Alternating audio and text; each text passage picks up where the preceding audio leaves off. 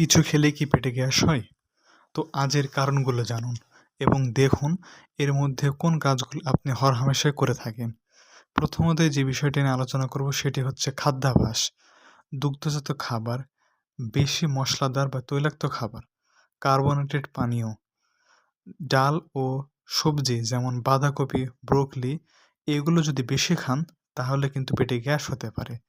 খাবার গ্রহণের পদ্ধতি, দ্রুত খাওয়া, খাবার সময় বেশি কথা বলা বা চুইং গাম খাওয়ার প্রবণতা বেশি থাকলে কিন্তু অবশ্যই আপনার পেটে গ্যাস হতে পারে। ৩.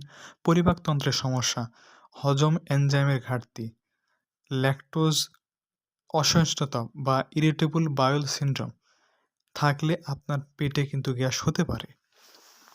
৪. অতিরিক্ত ফাইবার বা চিনি, বেশি ফাইবার বা কৃত্রিম চিনি খেলে আপনার গ্যাস জমতে পারে। এমন অনেক খাবার থাকে যেগুলোতে আপনার প্রসেসড সুগারগুলোর পরিমাণ অনেক বেশি থাকে, সেগুলো খেলে কিন্তু গ্যাস জমতে পারে। দেখুন এর মধ্যে কোন বিষয়গুলো আপনি হরহামেশা করে থাকেন। ধন্যবাদ।